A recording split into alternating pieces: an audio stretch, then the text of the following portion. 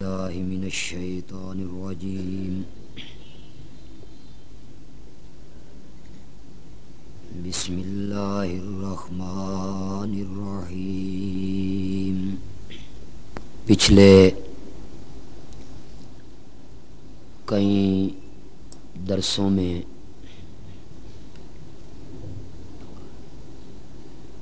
شرک فی الذات،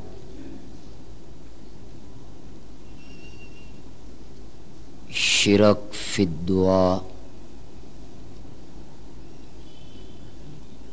اور شرک فی المال کے متعلق گفتگو ہو چکی ہے.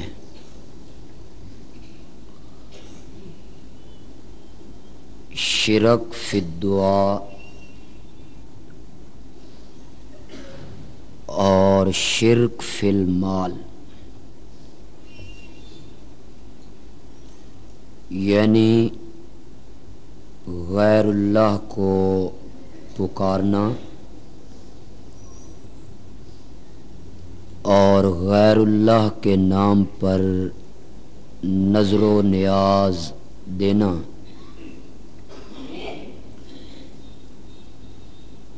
اس کا سبب ہے شرک فی العلم. اس لیے ہم نے گزشتہ درس میں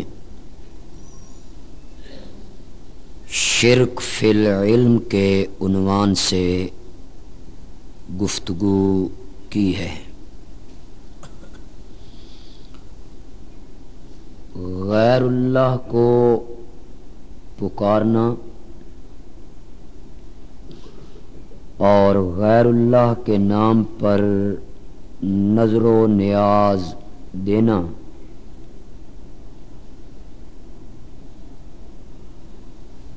اس کا دوسرا سبب یہ ہے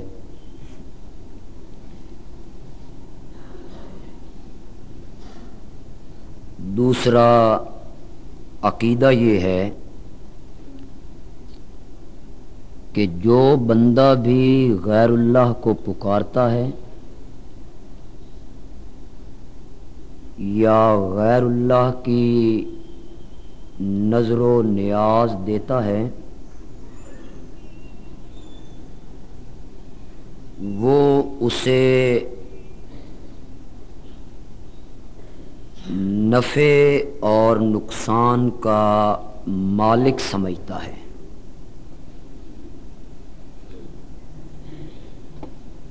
جس کو وہ پکارتا ہے اس کو مختار کل جانتا ہے. میں منفی گفتگو خصوصاً درس میں نہیں کیا کرتا، لیکن سمجھانے کے لیے کہہ رہا ہوں. جو لوگ غیر اللہ کے نام پہ نظر و نیاز دیتے ہیں، اگر ان سے آپ کی کبھی گفتگو ہو تو وہ کہتے ہیں کہ اگر ہم نے 11ویں کا یہ دودھ تقسیم نہ کیا تو جانور کے تھن سوکھ جائیں گے اور بجائے دودھ کے ان میں سے خون آنے لگے گا. مطلب یہ ہے کہ جس کے نام کی وہ نظر و نیاز دے رہے ہیں اس کو نفع نقصان کا مالک سمجھ. تبھی وہ اسے پکارتے ہوئے کہتا ہے کہ تو میری کھوٹی قسمت کھری کر. وہ سمجھتا ہے کہ یہ میری کھوٹی قسمت کھری کرنے پر قادر ہے. جس کو مدد کے لیے پکار رہا ہے یا جس کے نام کی نظر و نیاز دے رہا ہے، اگر وہ اس کو مالک مختار نفع نقصان کا مالک نہیں سمجھتا تو پکارتا کیوں ہے؟ اگر وہ اسے مختار اور مالک نہیں جانتا تو اس کی نظر و نیاز کیوں دیتا ہے؟ لہذا شرک فی الدعا اور شرک فی المال، ان دونوں شرکوں کا دوسرا سبب جو ہے وہ شرک فی التصرف، یاد رہے گا، شرک فی التصرف، کہ جن کو میں پکار رہا ہوں وہ متصرف ہیں، مختار ہیں، نفع نقصان کے مالک ہیں، مجھے یہ چیز دے سکتے ہیں، اگر میں نے ان کی نیاز نہ دی تو یہ نقصان پہنچا سکتے ہیں، یہ شرک فی التصرف ہے۔ چنانچہ اللہ تعالی نے قرآن پاک میں اگر آپ غور سے مطالعہ کریں، اللہ آپ کو قرآن پڑھنے کی توفیق دے اور آپ قرآن پڑھیں، اس کا ترجمہ پڑھیں، تو آپ کو یہ محسوس ہوگا کہ قرآن کی ہر صورت میں، اور اگر میں یہ کہہ دوں کہ ہر رکوع میں، اللہ تعالی نے انداز بدل کے، مثالیں دے کے، دلائل کی بارش برسا کے اکثر مقام پہ اس بات کو ثابت کیا ہے کہ کائنات کے لوگوں، اس پوری کائنات کا متصرف اور مختار اور مالک اور اس نظام کائنات کو چلانے والا صرف اور صرف میں ہوں۔ اس کو بڑے انداز بدل بدل کے اللہ نے بیان کیا، کسی جگہ انداز اثباتی، اپنا اختیار، اپنا ملک، اپنی قدرت، اپنی کاریگری، اور کسی جگہ انداز منفی کہ میرے سوا جن کو تم پکارتے ہو وہ کیا ہیں۔ یعنی دونوں انداز قرآن نے اپنائے، اور اس بات کو پھیر پھیر کے قرآن نے بیان کیا۔ کسی جگہ پہ فرمایا یدبر الامر من السماء الی الارض، کیا چیز رہ گئی ہے اس کے بعد؟ یدبر الامر من السماء الی الارض، آسمان سے لے کے زمین تک اس کائنات کی تدبیر کرنے والا میں ہوں۔ کسی جگہ پہ فرمایا اذا اراد شیئا ان یقول لہ کن فیکون، کسی چیز کے بنانے کا ارادہ کرتا ہوں، میں کن کہتا ہوں، وہ چیز بن جاتی ہے۔ کسی جگہ پہ فرمایا فعال لما یرید یفعل ما یشاء، فعال لما یرید، کرتا ہے جو چاہتا ہے، یفعل ما یشاء۔ کسی جگہ پہ فرمایا وَهُوَ عَلَى كُلِّ شَيْءٍ قدیر، یعنی انداز بدل بدل کے اپنا اختیار، اپنا ملک اللہ نے بیان کیا۔ یہی آیتیں جو ہم نے تلاوت کی اور آپ نے اس کا ترجمہ سنا، اسی میں دیکھیے تُؤْتِي الْمُلْكَ مَن تَشَاءُ وَتَنزِعُ الْمُلْكَ مِمَّن تَشَاءُ قُلِ اللَّهُمَّ مَالِكَ الْمُلْكِ۔ اللہ تعالیٰ فرماتے ہیں میرے پیغمبر جب مجھ سے مانگنا ہو تو مانگنے کا طریقہ یہ ہے، اس طرح مانگا کر۔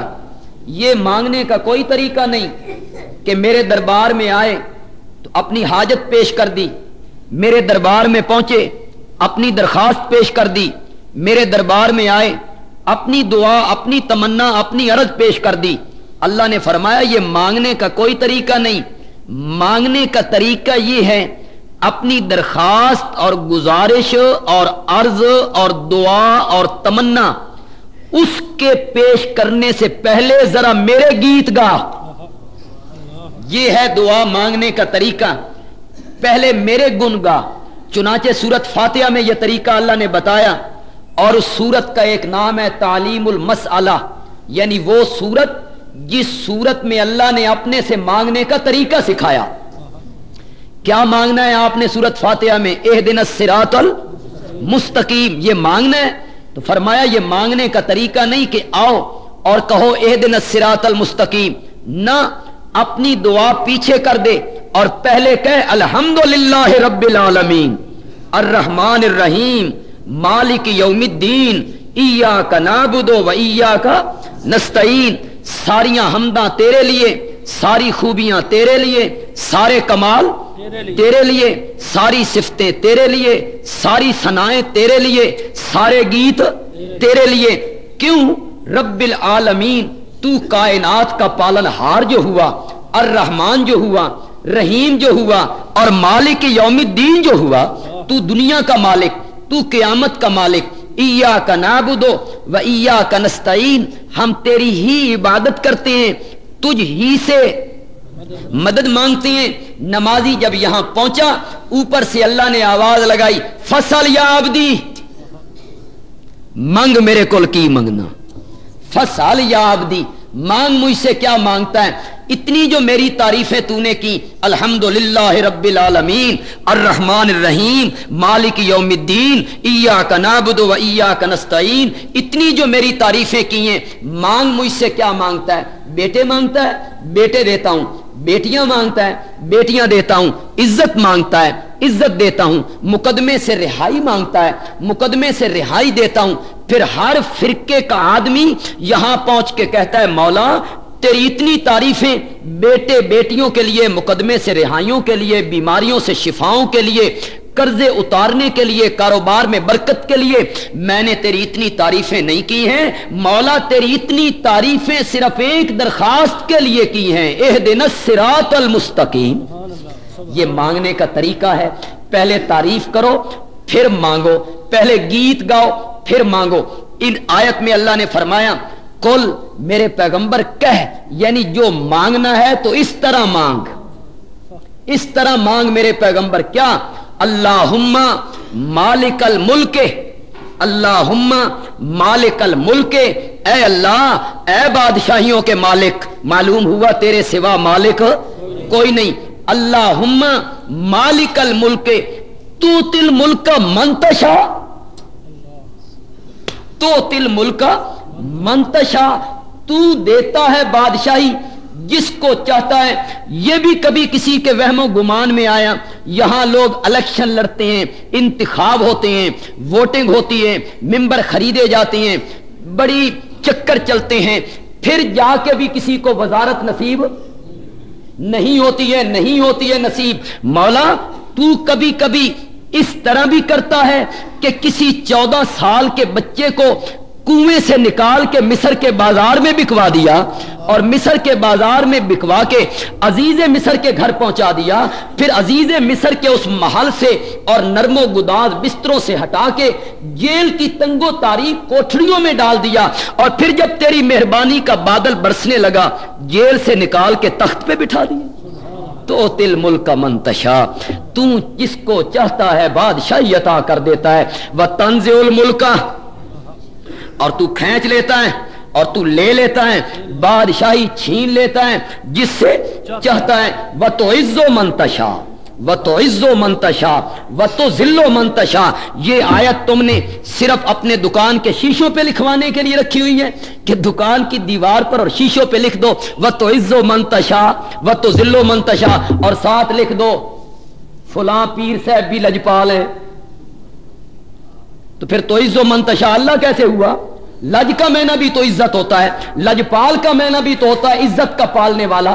اگر عزت کا پالنے والا پیر بھی ہے اور عزتیں دینے والا اللہ بھی ہے تو شرک کے سر پہ سینگ ہوتے ہیں.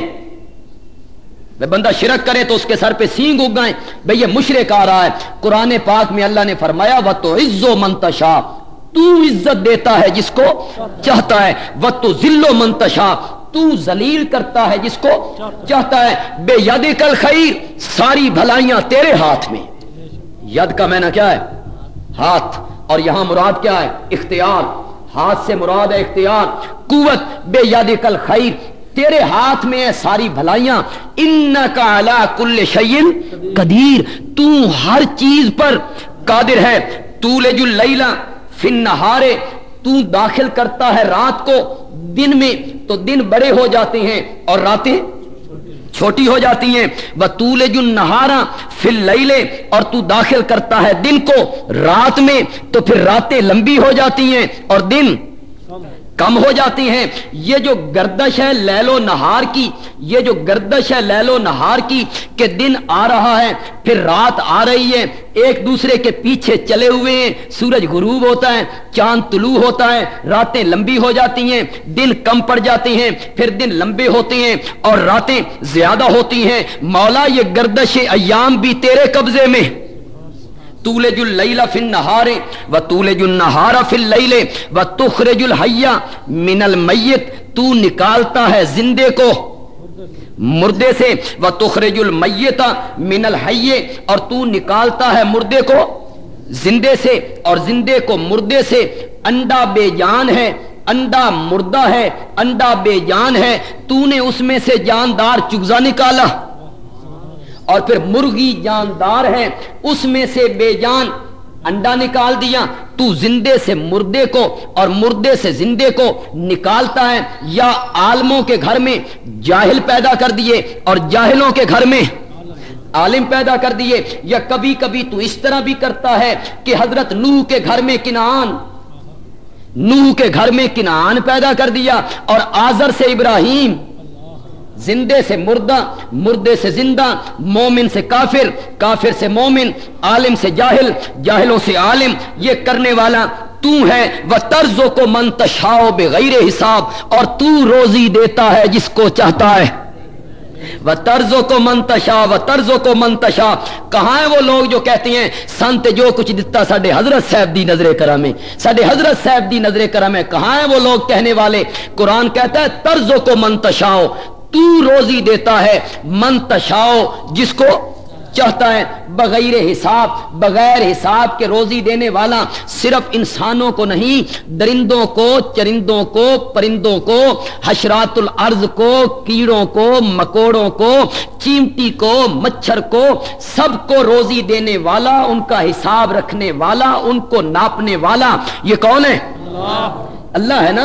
اس چیمٹی سے جب حضرت سلیمان نے کہا تھا کہ اطلبی شی'a، اطلبی شی'a مانگ مجھ سے کیا مانگتی ہے، میں بادشاہ بھی ہوں، میں پیغمبر بھی ہوں، تو چیمٹی ہے. اور بڑی بول رہی تھی تو کہ سلیمان آ رہا ہے اور اپنے اپنے سوراخوں میں چلی جاؤ، سلیمان تمہیں اپنے پاؤں کے نیچے راؤنڈ ڈالے گا. بڑی بول رہی تھی میں بادشاہ ہوں. اطلبی شی'a مانگ مجھ سے کیا مانگتی ہے، میں بادشاہ بھی ہوں، میں پیغمبر بھی ہوں، گھوڑوں پہ میری حکومت، جنوں پر میری حکومت، ہوا میرے تابع ہے، میرا تخت ہوا میں اڑتا ہے، میں پیغمبر بھی ہوں، بادشاہ بھی ہوں، ملک کا وزیر اعظم بھی ہوں، منگ میرے کل کی منگ دیے. چیمٹی کو کہنے لگے حضرت سلیمان اور چیمٹی جواب میں کہتی ہے انت عاجزن، انت عاجز والطلب من العاجز غیر جائز.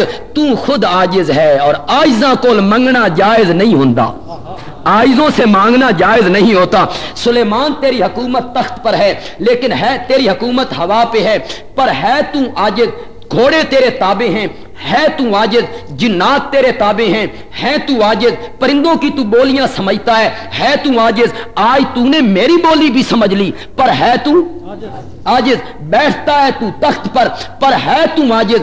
انت عاجز والطلب من العاجز غیر جائز. تو عاجز ہے اور عاجزوں سے مانگنا جائز نہیں ہوتا. حضرت سلیمان کہتے ہیں فلا بدہ ان تطلبنی شی'a. اے بڑی آئی مجھے عاجز کہنے والی کہتی ہے تو عاجز ہے اور عاجزوں سے مانگنا جائز نہیں ہوتا. جب تک تو مانگے گی نہیں میں تیری جان نہیں چھڑنی. फला बुद्दान ततलुबनी शैया, मांगेगी जरूर कोई शय, मांग मुझसे क्या मांगती है। जब चीमटी ने सोचा भाई हजरत सुलेमान जिद कर गए और कोई ना कोई चीज का मुतालबा मुझसे करवाने लगे हैं, तो चीमटी कहती है जिद फी रिज़्की, जिद फी रिज़्की व जिद फी उमरी। सुलेमान पैगंबर अगर कोई चीज लाजमन देना चाहते हो तो जितनी जिंदगी की मेरी डोर मेरे रब ने लंबी की है, तू थोड़ी जी और वधा छड़, जिद फी उमरी, थोड़ी जी और लंबी कर दे, व जिद फी रिज़्की, और जितने दाने और रिज़्क और रोजी अल्लाह ने मेरे लिए मुकर्रर की है, तू थोड़ी जी रोजी वधा छड़, बढ़ा दे रोजी थोड़ी सी। जिद फी उमरी, जिद फी रिज़्की, मेरी जिंदगी की डोर लंबी कर दे, मेरी रोजी थोड़ी सी ज्यादा कर दे। हजरत सुलेमान ने सुना तो हजरत सुलेमान कहते हैं उतलो बी शैयन माफी यदी, ओ शै मंग जड़ी मेरे हाथ च होवे, ओ शह मांग जड़ी, उतलो भी शैयन माफी यदी, वो चीज मांग जो मेरे हाथ में हो। तेरा रिज़्क मेरे हाथ में नहीं, तेरी उम्र की डोर मेरे हाथ में नहीं, मैं रिज़्क कैसे बढ़ाऊं, मैं तेरी उम्र कैसे बढ़ाऊं। उतलो भी शैयन माफी यदी, और जवाब में चीमटी कहती है इन्ना कजाल हवाइज मिनल्लाह। सुलेमान पैगंबर अगर कुछ चीजें तेरे हाथ में हैं और कुछ चीजें तेरे हाथ में नहीं है, मैं तुझसे क्यों मांगू, उससे क्यों ना मांगू जिसके हाथ में सब कुछ है। बेयदे कल खैर, बेयदे कल खैर, तेरे हाथ में है सारी भलाइयां। व तर्जो को मन तशाओ बेगैर हिसाब, और तू रोजी देता है जिसको चाहता है बगैर हिसाब के। इस तरह दुआ मांग। अब भी आपने दुआ मांगनी हो तो ये आयतें पढ़ने के बाद जब बगैर हिसाब पे पहुंचे उस वक्त कहें इक्ज़े हाजती, इक्ज़े हाजती। और अगर अरबी में याद न रहे ये लफ्ज तो फिर ये सारी आयत पढ़ के आखिर में कहा करें मौला इन सिफ्तों के मालिक मेरे अल्लाह मेरी हाजत भी पूरी कर। और हाजत अपने दिल में रख लें, बीमारी है तो वो दिल में रख लें, मुकदमा है तो वो दिल में रख लें, औलाद नहीं है तो वो दिल में रख लें, और अल्लाह से कहें मौला इन सिफ्तों के मालिक अल्लाहुम्मा मालिकल मुल्क तोतिल मुल्क मन तशा व तंज़िउल मुल्क मिम्मन तशा व तुइज़्ज़ु मन तशा व तुज़िल्लु मन तशा बियदिकल खैर इन्नका अला कुल्लि शैइन कदीर तूलिजुल लैल फिन नहार व तूलिजुन नहार फिल लैल व तुखरिजुल हय्य मिनल मय्यित व तुखरिजुल मय्यित मिनल हय्य व तर्ज़ुकु मन तशा बिगैर हिसाब। ऐ इन सिफ्तों के मालिक मेरे अल्लाह हम सबकी हाजतें पूरी फरमा, जो जायज हमारी हाजतें हैं वो पूरी फरमा। कहना मैं ये चाहता हूं चूंकि ये शिरक फित तसर्रुफ सबब था शिरक फित दुआ का और शिरक फिल माल का, इसलिए अल्लाह ने अपने कुरान में फेर फेर के इस बात को बयान किया कि ओए कायनात के लोगों सारे जहान का तसर्रुफ और इख्तियार जो है वो मेरे हाथ। कैसे आता है जी वो सूरत नजम में अन्नहु हुआ अज़हका व अबका व अन्नहु हुआ अज़हका व अबका व अन्नहु हुआ अमाता व अहया व अन्नहु खलक ज़ौजैन ज़कर वल उन्सा। और आगे जाके फरमाया अन्नहु हुआ अगना व अकना। सुभान अल्लाह, कुरान कैसी किताब है। मौला तेरा शुक्र है तूने कुरान जैसी किताब हमें नसीब की थी। और खूबसूरत अंदाज कितना खूबसूरत है, आप उस अंदाज को देखें। अन्नहु हुआ अज़हका व अबका, और वही तो है जो हंसाता है। अन्नहु हुआ अज़हका, वही तो है जो तुम्हें हंसाता है। व अबका, वही तो है जो तुम्हें रुलाता है। कभी खुशियां दे दी लोग हंसने लग गए, कभी गमों के बादल बरसने लगे तो लोग रोने लग गए। अन्नहु हुआ अज़हका व अबका, वही तो है जो हंसाता है और वही तो है जो रुलाता है। अन्नहु हुआ अमाता व अहया, वही तो है जो मारता है। व अहया, और वही तो है जो जिंदा करता है। व अन्नहु खलक ज़ौजैन ज़कर वल उन्सा, और वही तो है जो पैदा करता है जोड़े जोड़े, और वही तो है जो पैदा करता है जोड़े जोड़े। और आगे जाके फरमाया वन्नहु हुआ अगना व अकना, और वही तो है जो तुम्हें गनी करता है और वही तो है जो तुम्हें फकीर कर देता है। वही तो है जो तुम्हें दौलतमंद करता है, वही तो है जो तुम्हें फकीर कर देता है, वही तो है जो तुम्हें माला माल कर देता है, वही तो है जो तुम्हें किसी का दस्त नगर बना देता है। और हजरत इब्राहीम अलैहिस्सलाम ने कहा था سورۃ شعراء کے اندر ہے. حضرت ابراہیم علیہ السلام نے فرمایا خلقنی ثم یہدین. کیسے حافظو بھائی؟ حافظ بھی رمضان شریف والے ہیں نا. اس نے مجھے پیدا کیا پھر مجھے راہ دکھائی. اس نے مجھے پیدا کیا پھر مجھے راہ دکھائی. اور آگے جا کے کہا وَإِذَا مَرِضْتُ فَهُوَ يَشْفِينِ. اور جب میں بیمار ہوتا ہوں تو وہ مجھے شفا دیتا ہے. ثُمَّ يُمِيتُنِي. پھر وہ مجھے مارے گا. ثُمَّ يُحْيِينِ. کہاں کہاں؟ ثُمَّ يُمِيتُنِي. پھر وہ مجھے مارے گا. ثُمَّ يُحْيِينِ. پھر مجھے زندہ کرے گا. اٹھائیے مفسرین نے کیا لکھا ہے. ثُمَّ يُمِيتُنِي اے فی الدنیا. ثُمَّ يُمِيتُنِي اے فی الدنیا. ثُمَّ يُحْيِينِ اے فی القیامہ. وہی تو ہے جو مجھے مارتا ہے مارے گا. ثُمَّ يُحْيِينِ. پھر مجھے کیا کرے گا؟ کب؟ معلوم ہوتا ہے درمیان میں زندگی کوئی نہیں. جو درمیان میں بھی زندگی ہوتی تو قرآن اس کا ابراہیم علیہ السلام ذکر کرتے. لیکن ابراہیم علیہ السلام نے کہا ثُمَّ يُمِيتُنِي. پھر وہ مجھے مارے گا. ثُمَّ يُحْيِينِ. پھر مجھے زندہ کرے گا. کب؟ قیامت کے دن. وَإِذَا الْقُبُورُ بُعْثِرَتْ وَإِذَا النُّفُوسُ زُوِّجَتْ. قیامت کا دن وہ ہوگا جب روحیں جسموں سے ملائی جائیں گی. قیامت کے دن روحیں جسموں سے ملائی جائیں گی. وَإِذَا النُّفُوسُ زُوِّجَتْ وَإِذَا النُّفُوسُ زُوِّجَتْ. اور جب روحیں جسموں سے ملائی جائیں گی وہ دن کون سا دن ہوگا؟ معلوم ہوتا ہے قیامت سے پہلے روحوں نے جسم کے اندر نہیں آنا. اگر پہلے بھی روحیں جسم کے اندر واپس آتی تو قرآن اس کا بھی ذکر کرتا. لیکن قرآن نے 2 موتیں اور 2 حیاتوں کا ذکر کیا. کنتم امواتا فاحیاکم ثم یمیتکم ثم یحییکم ثم الیہ ترجعون. 2 دفعہ کی موت اور 2 دفعہ کی زندگی. خیر یہ ایک الگ بحث ہے. میں عرض یہ کرنا چاہتا ہوں ہنسانے والا کون؟ اللہ. رلانے والا کون؟ اللہ. موت دینے والا کون؟ اللہ. زندگی بخشنے والا کون؟ اللہ. غنی کرنے والا کون؟ اللہ. فقیر بنانے والا کون؟ اللہ. شفائیں دینے والا کون؟ اللہ. سورت نجم میں بھی کہا. حضرت ابراہیم علیہ السلام کی دعاؤں میں بھی اس کا تذکرہ ہوا. دیکھیے قرآن پاک کی ایک آیت دیکھتے ہیں جی. صفحہ نمبر ہے جی 100. سورت کا نام سورت مائدہ ہے. سورت کا نام سورت مائدہ ہے اور سورت مائدہ کی آیت نمبر 17 ہے. 100 صفحے کی آخری 3 سطروں پہ آ جائیے جی جو ہمارے پاس قرآن ہے. 100 صفحے کی آخری 3 سطریں.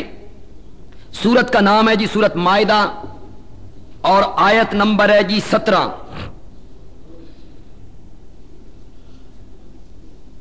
لقد کفر الذین قالوا ان اللہ هو المسیح ابن مریم. لقد کفر الذین تحقیق کافر ہو گئے وہ لوگ. کون کہہ رہا ہے؟ اللہ. یہاں لوگ کہتے ہیں نا نا نا کسی کو کافر نہیں کہنا چاہیے. یہاں اللہ کفر کا فتویٰ لگا رہے ہیں. لقد کفر الذین بے شک لام اور قد ماضی پہ داخل ہوا. میں نہ قسم کا بن گیا. اللہ فرماتے ہیں پکی بات ہے مجھے اپنی ذات کی قسم ہے وہ لوگ کافر ہو گئے.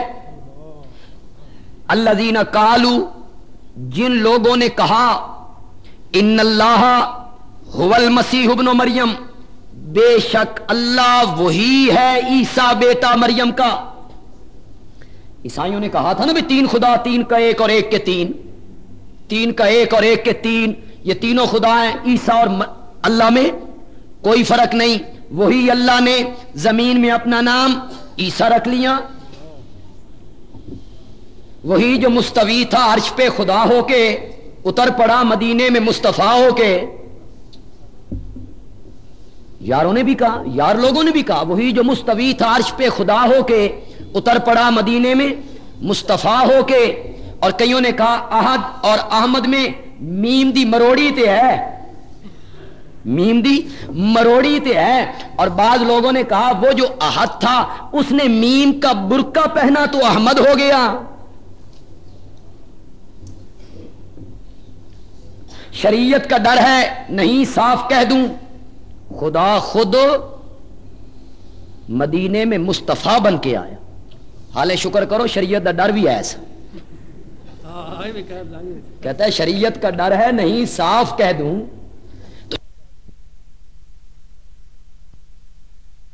تو ہو گیا. اللہ نے ان پہ کس کا فتویٰ لگایا؟ لقد کفر الذین، کافر ہو گئے وہ لوگ جنہوں نے کہا بے شک اللہ وہی ہے عیسیٰ بیٹا مریم کا. اب اگلی آیت سنو جی، اور اس کا ترجمہ بھی ایک جگہ پہ میں نے آپ سے کروانا ہے. انداز کیا اللہ نے اپنایا.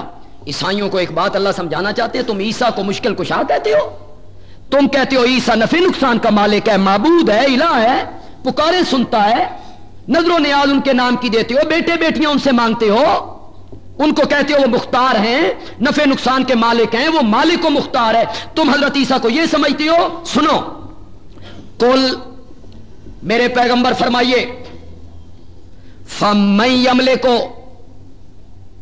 پس کون مالک ہے، کس کا اختیار ہے. انداز دیکھا ہے آپ نے. اب عربی کے اس لفظ کا اردو میں ترجمہ ہی نہیں ہو سکتا. من یملکو، کس کا اختیار ہے، کون ہے، یہ انداز ہے. کون مالک ہے، کس کا اختیار ہے. من اللہ، اللہ کے مقابلے میں، شیئن، کچھ، کس کا اختیار ہے اللہ کے مقابلے میں کچھ. ان ارادہ، اگر اللہ ارادہ کر لے، ان ارادہ، اگر اللہ ارادہ کر لے، این یہلکا، کیجئے میں نا، این یہلکا، کون ہے، کون ہے میرا ہاتھ روکنے والا، کس کا اختیار میرے سامنے چلتا ہے. اگر میں ارادہ کر لوں این یہلک المسیح ابن مریم، کہ میں مسیح بیٹے مریم کو موت دے دوں. میں نے یہلک کا میں نے موت کر دیا ہے، یہ لفظی معنی نہیں ہے. انداز دیکھا ہے آپ نے اللہ نے کیا اپنا لیا عیسائیوں کو سمجھانے کے لیے. تم کہتے ہو وہ مشکل کشا ہے. اگر اللہ ارادہ کر لے این یہلک المسیح ابن مریم، کہ اللہ موت دے دے مسیح بیٹے مریم کو، وَأُمَّهُ، اور اس کی ماں کو. حضرت عیسیٰ کو بھی موت کی نیند سلا دے اور ان کی ماں کو بھی موت کی نیند سلا دے. وَمَن فِي الْأَرْضِ جَمِيعًا، اور جتنے اس کائنات میں لوگ ہیں سب کو اگر اللہ موت کی نیند سلا دے. مَن یملکُ مِنَ اللَّهِ شَیْئًا، کون ہے میرا ہاتھ روکنے والا، کون مالک ہے میرے مقابلے میں، کس کا اختیار ہے کہ وہ مجھ سے پوچھے کہ تم نے عیسیٰ اور عیسیٰ کی ماں کے ساتھ یہ کیا کیا ہے. اور عیسائیوں، جو عیسیٰ اپنے سے اور اپنی ماں سے موت کو نہ ہٹا سکے وہ تمہارا مشکل کشا بھی نہیں ہو سکتا. جس کا اپنی جان پر اختیار نہ ہو تمہارا اختیار بھی اس کے قبضے میں کوئی. مالک جو اللہ تعالیٰ ایک جگہ پہ کہتے ہیں حدیث قدسی، نبی پاک نے فرمایا، اللہ تعالیٰ فرماتے ہیں اگر ساری کائنات کے لوگ ولی ہو جائیں، ایک بھی نافرمان نہ رہے، سارے ہی ولی، میری خدائی میں مچھر کے پر کے برابر بھی اضافہ کو نہیں ہوتا. اور اگر ساری کائنات کے لوگ بدماش ہو جائیں، سارے ہی گندے ہو جائیں، اللہ تعالیٰ فرماتے ہیں میری بادشاہی میں مچھر کے پر کے برابر بھی فرق کوئی نہیں پڑتا. اس کو کہتے ہیں هو الغنیو، اس کو کہتے ہیں هو الغنیو، اس کو کہتے ہیں قل هو اللہ احد اللہ الصمد، اللہ الصمد، اس کو کہتے ہیں اللہ الصمد، جس کا معنی ہمارے حضرت صاحب مولانا حسین علی رحمت اللہ علیہ فرمایا کرتے تھے اللہ صمد ہے جس دا کم ہر ایک تو بغیر ٹردا ہے تے کسی دا کم اس تو بغیر نہیں ٹردا. اللہ الصمد، اللہ الصمد، اللہ بے نیاز ہے، اللہ صمد ہے اور وہ کسی کا محتاج نہیں. للہ ملک السماوات والارض، اللہ ہی کے لیے ہے بادشاہی آسمانوں کی اور زمین کی. وما بینہما، اور جو زمین و آسمان کے درمیان میں ہے، سب کا مالک میں ہوں. زمین و آسمان کا مالک میں، زمین و آسمان کے درمیان جو کچھ ہے اس کا مالک بھی میں. یخلق ما یشاء، پیدا کرتا ہے جو چاہتا ہے.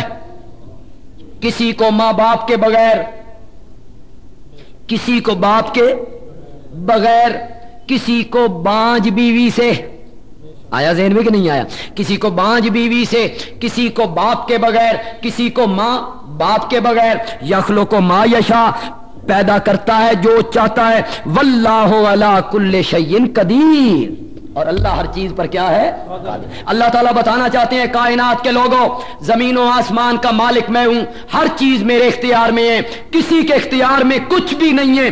جب ہر چیز کا مالک میں ہوں تو اپنی حاجتوں کے لیے پکارا بھی مجھے کرو. ایک اور جگہ دیکھیے جی، ہم تو قرآن کے طالب علم ہیں. 392 صفحہ ہے جی، صفحہ نمبر 392 ہے جی.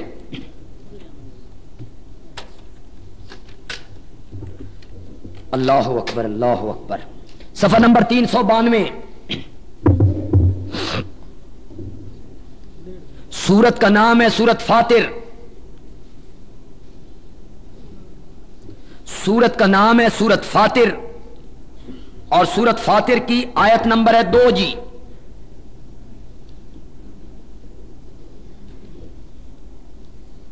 بائیسواں پارہ ہے، صفحہ نمبر 392 جو ہمارے پاس قرآن ہے. سورت فاطر کی آیت نمبر 2. ما یفتح اللہ للناس من رحمت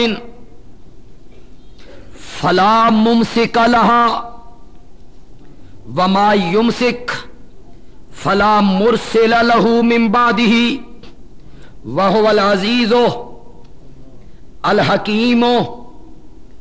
فتح کا معنی کھولنا. ما یفتح اللہ، جو کھول دیتا ہے اللہ، من رحمت، کوئی رحمت، رحمت کا دروازہ اگر اللہ کھول دے کسی بندے پر، اس کو صحت دینا چاہے، اس کو دولت دینا چاہے، اس کو اقتدار دینا چاہے، اس کو عزت دینا چاہے، اس کو مقدمے سے رہائی دینا چاہے، اپنی کسی رحمت کا دروازہ اگر اللہ لوگوں کے لیے کھول دے، فلا ممسک لہا، اس کو بند کرنے والا کوئی نہیں. واہ میرے اللہ. اب بھی اگر لوگ نہ مانے، مرضی ہے لوگوں کی. اگر میں رحمت کرنا چاہوں تو ساری کائنات کے لوگ مل کر اس رحمت کے دروازے کو بند نہیں کر سکتے.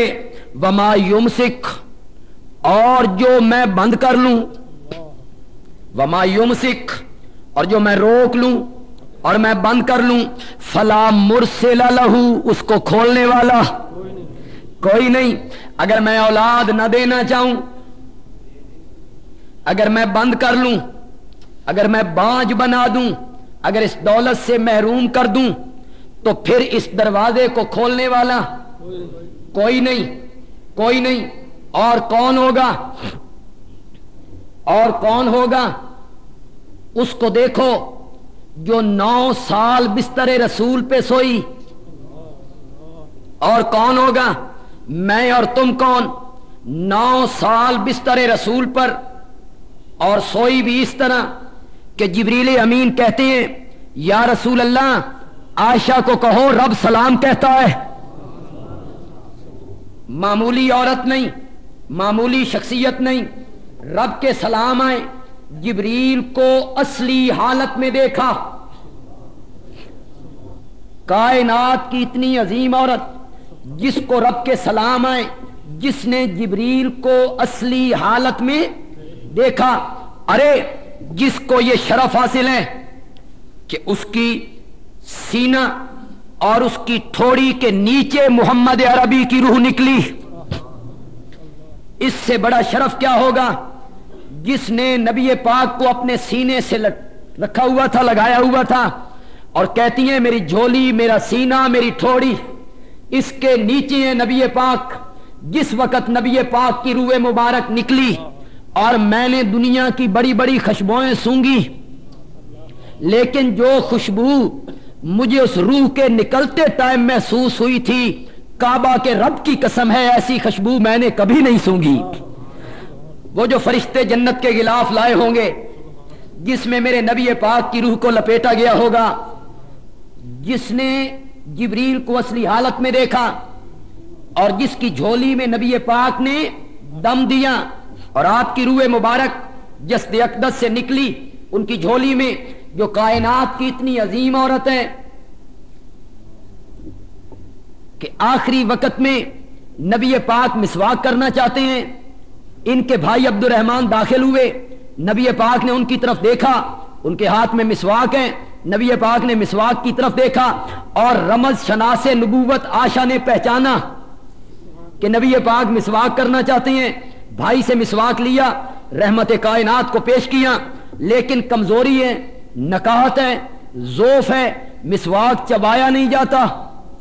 پھر لوٹایا عائشہ کی طرف، حضرت عائشہ نے مسواک کو نرم کیا، چبایا، اور جو لگی پانی سے دھونے تو رحمت کائنات نے فرمایا اس کی ضرورت نہیں ہے، اس کی ضرورت نہیں ہے، میں زندگی کے آخری لمحات میں تیرا جھوٹا اپنے منہ کے اندر لے کے جانا چاہتا ہوں۔ کائنات کی اتنی عظیم عورت جس کا جھوٹا زندگی کے آخری لمحات میں رحمت کائنات کے منہ مبارک میں پہنچا، اور کائنات کی اتنی عظیم عورت جس کے متعلق فاطمۃ الزہرا کو رحمت کائنات نے فرمایا تھا، فاطمہ بیٹا اس سے محبت نہیں کرو گی جس سے تمہارا بابا محبت کرتا ہے۔ فاطمہ کہتی ہیں ابو کیوں نہیں، جس سے آپ محبت کرتے ہیں میں اس سے محبت کیوں نہیں کروں گی؟ آپ نے فرمایا بیٹا پھر عائشہ سے محبت کیا کرو، عائشہ سے محبت کیا کرو۔ اور جب ازواج مطہرات نے اکٹھے ہو کر آپ سے یہ مطالبہ کیا کہ صحابہ تحفے اس دن بھیجتے ہیں جس دن عائشہ کی باری ہوتی ہے، اور ہماری باری کے دن صحابہ تحفے نہیں بھیجتے، صحابہ کو واعظ کرو کہ تحفے بھیجتے ہوئے دن اور باری کا خیال نہ کیا کریں۔ حضرت عائشہ کی باری ہوتی ہے تو تحفوں کی ڈھیر لگ جاتے ہیں۔ نبی پاک نے ازواج مطہرات کی جو ایلچی بن کے آئی تھی حضرت ام سلمہ رضی اللہ تعالی عنہا، وہ میری اور آپ کی ماں ہیں، جب انہوں نے یہ مطالبہ پیش کیا تو نبی پاک نے فرمایا ام سلمہ عائشہ کے متعلق مجھے کچھ نہ کہو، مجھے کعبہ کے رب کی قسم ہے میں جس بیوی کے بستر پہ رات گزارتا ہوں جبریل کبھی وحی لے کر اس بیوی کے بستر پہ نازل نہیں ہوتا۔ عائشہ میری وہ بیوی ہے، میں اس کے بستر پہ ہوتا ہوں، جبریل قرآن لے کے اتر پڑتا ہے۔ عائشہ کے متعلق مجھے زج نہ کرو، جو کائنات کی اتنی عظیم عورت ہے، نبی پاک کی زوجہ محترمہ ہے، میں کہتا ہوں خامند بھی اس کا عظیم ہے، باپ بھی اس کا عظیم ہے۔ خامند ساری کائنات کا سردار ہے اور باپ پوری امتوں کا سردار ہے۔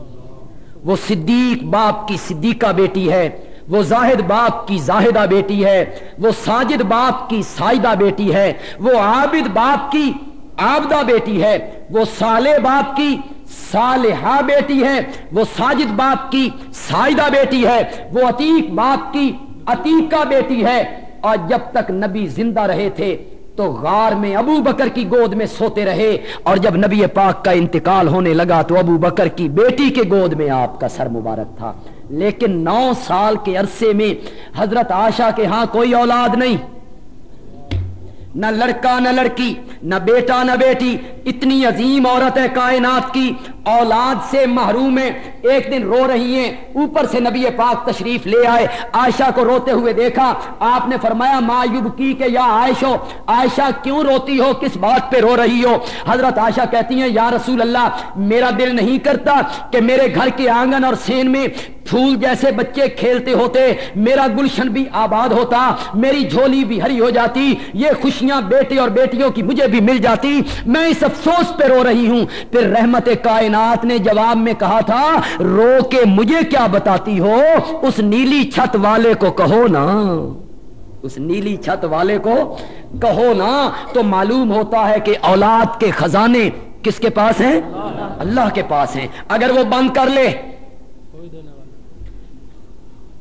وما یمسک فلا مرسل لہ، اور جس چیز کو وہ بند کر لیتا ہے اس کو کوئی کھولنے والا، اگر وہ نہ دینا چاہے تو دینے والا.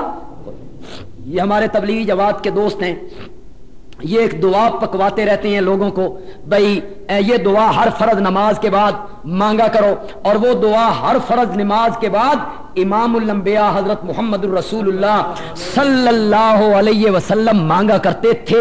بڑی عجیب دعا ہے نا، جس کو رحمت کائنات نے مانگا ہو وہ دعا یاد کرنی چاہیے ہر بندے کو. اور میں سمجھتا ہوں خدا کی قسم قرآن تو بڑی عجیب کتاب ہے نا، لا ریب کتاب ہے، اور یہ بڑی نعمت ہے اللہ کی اور بڑی رحمت والی کتاب ہے مومنوں کے لیے.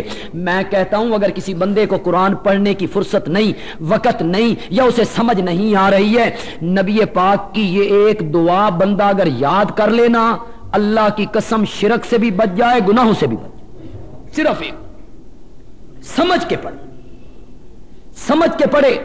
ایک دعا کافی ہے عقائد کی اصلاح اور اعمال کی اصلاح.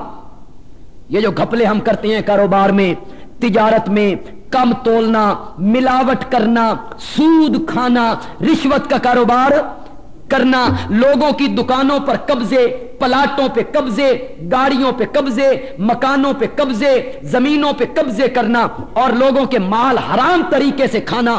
میرا پیٹ بھر جائے، میرے پاس دنیا آئے، میرے پاس دنیا آئے، سب کا علاج ہو جائے گا اگر اس دعا کو بندہ سمجھ کے پڑھ لے. نبی پاک ہر نماز کے بعد، فرضوں کے بعد دعا مانگتے ہیں، اشہد ان لا الہ الا اللہ وحدہ لا شریک لہ لہ الملک ولہ الحمد وہو علی کل شیء قدیر. اس کے ترجمے کرنے کی کوئی ضرورت نہیں، سب کو ترجمہ پتا ہے. اشہد ان لا الہ الا اللہ وحدہ لا شریک لہ لہ الملک، کرو میں نا، اسی کے لیے لہ الملک، اسی کے لیے ہے بادشاہی، والحمد، اور اسی کے لیے ہے خوبیاں، اسی کے لیے ہیں تعریفیں، اسی کے لیے ہیں ثنائیں. وہو علی کل شیء قدیر. اللہم لا مانع، اللہم لا مانع لما آتیت ولا موتی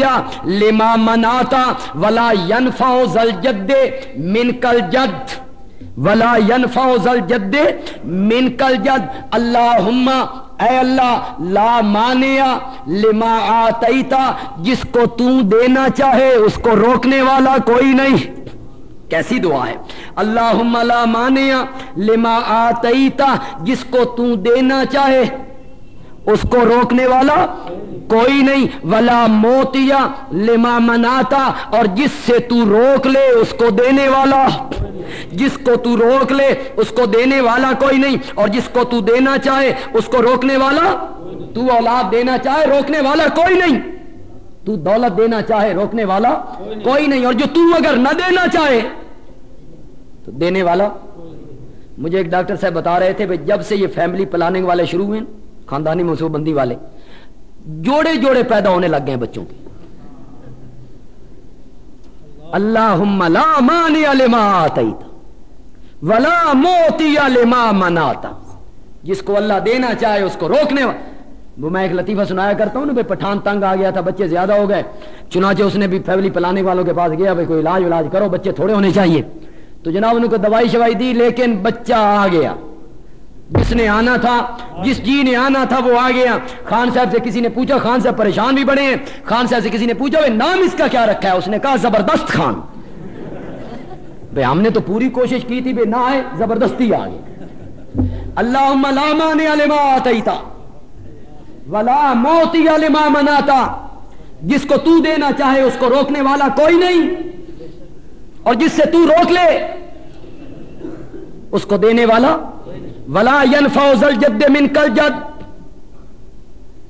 کسی دولت مند کو اس کی دولت کوئی نفع نہیں دیتی. دولت سے بیٹا خریدے،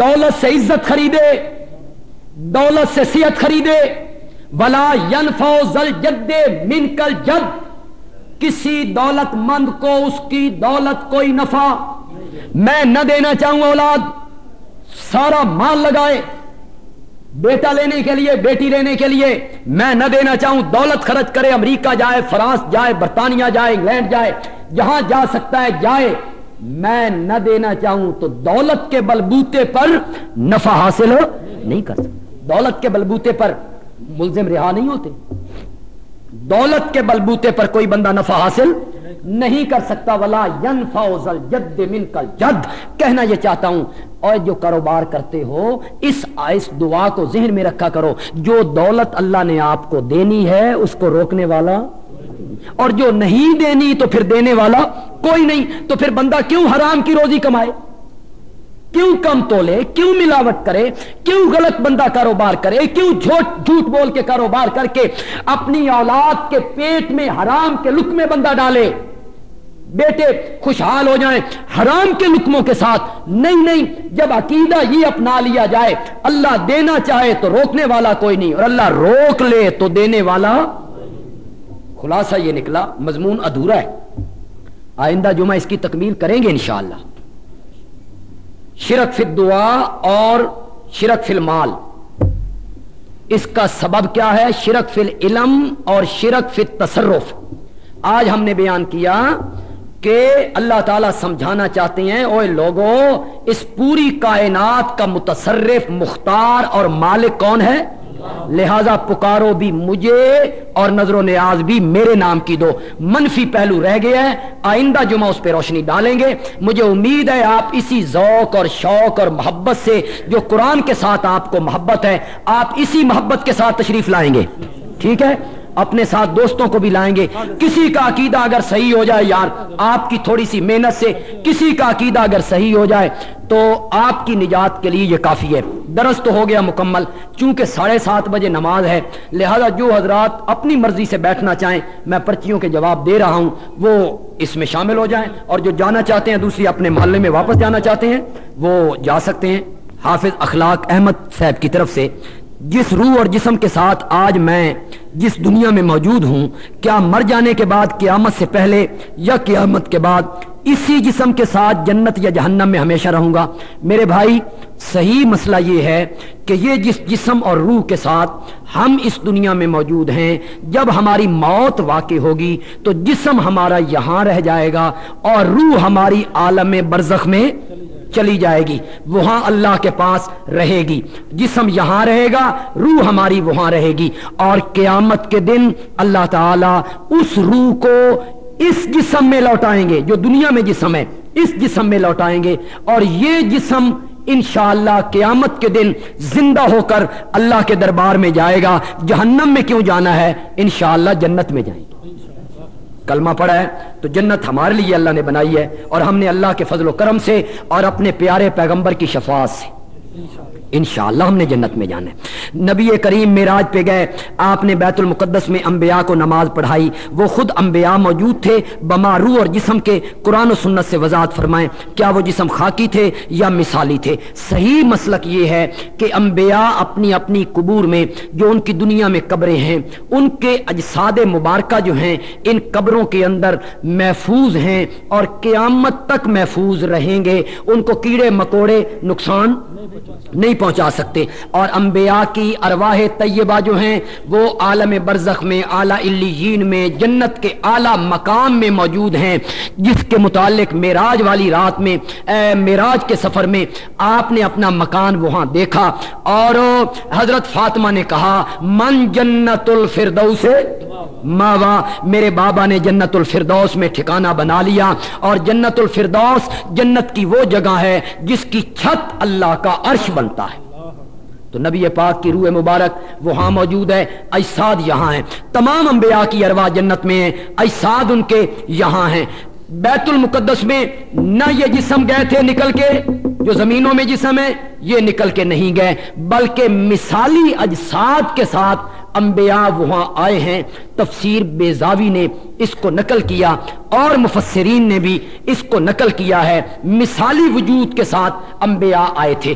یہ جو لوگ کہتے ہیں کہ نبی پاک گزرے, آپ نے حضرت موسیٰ کو دیکھا کہ وہ قبر میں نماز پڑھ رہے ہیں. لوگ کہتے ہیں جی قبر میں نماز پڑھ رہے تھے, زندہ تھے, جسم بھی تھا, روح بھی تھی. ہمارا ان سے سوال یہ ہے کہ قبر میں حضرت موسیٰ علیہ السلام کو آپ نے نماز پڑھتے ہوئے دیکھا, آپ نے کہا, تم کہتے ہو کہ اسی جسم اور روح کے ساتھ اسی زمین والی قبر میں حضرت موسیٰ نماز پڑھ رہے تھے, تو پھر بتائیے جب بیت المقدس میں نبی پاک پہنچے تو حضرت موسیٰ وہاں بھی موجود تھے کہ کوئی نہ؟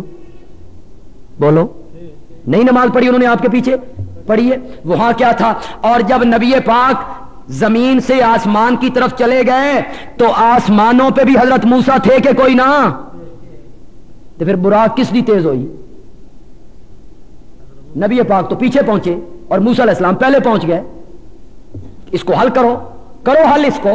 قبر میں کیا دیکھا, بیت المقدس میں کیا دیکھا, پھر آسمانوں پہ کیا دیکھا, کرو حل اس کو. جو اس بات کے قائل ہو کہ یہی زندگی ہے, یہی حیات ہے, اور نہیں, جو آپ نے قبر میں دیکھا وہ بھی مثالی, جو بیت المقدس میں دیکھا وہ بھی مثالی, اور جو آسمانوں پہ دیکھا یہ سارا مثالی طور پہ آپ کو یہ دکھایا گیا تھا.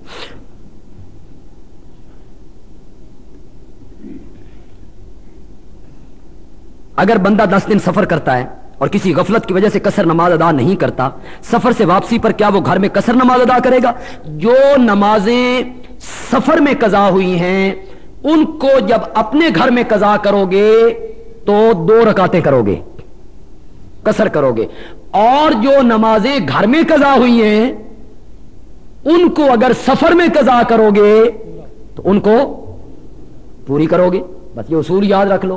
اگر نمازیں گھر میں رہ گئی ہیں کوئی اور بندہ سفر پہ چلا گیا ہے تو وہاں جا کے وہ کہے یہ بھی سفری نے نہ, وہ گھر میں قضا ہو گئی ہیں, وہ پوری پڑھنی ہے. اور جو سفر میں رہ گئی ہیں اور بندہ گھر آ گیا ہے تو بندہ یہاں کہے بھئی سفر میں 2 تھیں تو اب 2 ہیں, تو وہ سفر میں 2 تھیں, وہ 2 ہی ہیں اور 2 ہی بندے نے پڑھنی ہے. جی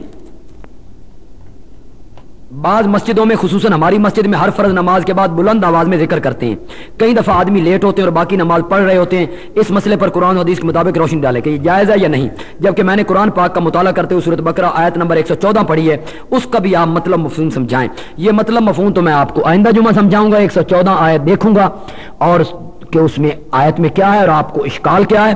البتہ اتنی بات ذہن میں رکھیے کہ جو ہی بندہ نماز ختم کرتا ہے تو کہنا یہ چاہیے السلام علیکم ورحمۃ اللہ, السلام علیکم ورحمۃ اللہ, اللہ اکبر, استغفر اللہ, استغفر اللہ, استغفر اللہ.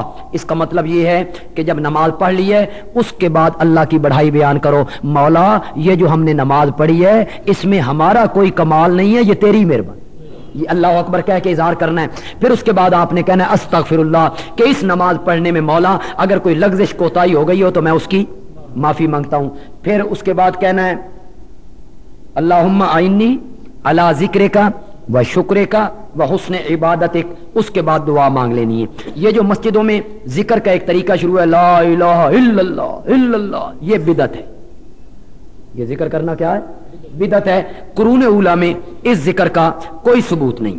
وہ جگہ جنت کا حصہ ہے, جنت کا ٹکڑا ہے, جس جگہ پہ میرے پیارے پیغمبر کا جسم اقدس مدفون ہے, اور زندہ جبریل پر اللہ کی اتنی رحمتیں نہیں اترتی جتنی اللہ کی رحمتیں میرے پیارے پیغمبر کی قبر منور پہ برستی. اور آپ کا وجود مقدس اور وجود انور اور آپ کا جسد اقدس آج بھی اسی طرح ہے جس طرح پہلے دن رکھا گیا تھا. اس میں کوئی تغیر و تبدل نہیں ہو سکتا. یہ ذہن میں رکھیے گا. اس لیے بار بار کہہ رہا ہوں, علماء جھوٹ بولتے ہیں, مولوی جھوٹ بولتے ہیں, مسجد میں جھوٹ بولتے ہیں, ممبر پہ جھوٹ بولتے ہیں, قرآن ہاتھ میں لے کے جھوٹ بولتے ہیں, بہتان باندھتے ہیں, بہتان باندھتے ہیں, بہتان باندھتے ہیں. اور علماء کو خوف خدا کرنا چاہیے اور بہتان سے پرہیز کرنا چاہیے. بہتان باندھنا ویسے بھی اچھا نہیں ہوتا. پھر ایک عالم آدمی مسجد میں ممبر رسول پر قرآن ہاتھ میں لے کر بہتان باندھے, لوگ کہتے ہیں یار مولوی ہے, یہ بھی غلط گل کر سکتا, بندے عالوی صاحب نہیں ہونے جس طرح یہ کہہ رہا ہے. حالانکہ وہ غلط کہہ رہا ہوتا ہے, وہ غلط بندہ کہہ رہا ہوتا ہے. آپ سمجھتے ہیں وہ شیخ الحدیث ہے, میں کہتا ہوں وہ دنیا کا خبیث ترین انسان. جو مسجد میں جھوٹ بولتا ہے، مصلے پہ جھوٹ بولتا ہے، قرآن سامنے رکھ کے جھوٹ بولتا ہے. ایک مولوی نے ایک مسجد میں نے پچھلے جمعے بھی آپ کو کہا، اس نے کہا کہ جو بندیالوی صاحب کے والد تھے وہ کہتے تھے میری سوٹی تے نبی پاک وچ کوئی فرق نہیں. ممبر ہے، مصلی ہے، قرآن سامنے ہے، خانہ خدا ہے، باوضو ہے، نماز ابھی پڑھائی ہے اس مولوی نے، سفید ریش ہے، شیخ الحدیث ہے، اور بولتا ہے جھوٹ. میں کہتا ہوں وہ شیخ الحدیث نہیں، دنیا کا خبیث ترین بندہ ہے. اس سے بڑا خبیث اور ذلیل اس کائنات میں کوئی نہیں جو خدا کے گھر میں جھوٹ بولتا ہے اور داڑھی رکھ کے جھوٹ بولتا ہے اور مولوی کہلا کے جھوٹ بولتا ہے. اس کے سوا ہم کیا کہہ سکتے ہیں؟ لعنت اللہ علی اللہ کی جھوٹوں پر لعنت ہو، بہتان باندھنے والوں پر اللہ کی لعنت ہو.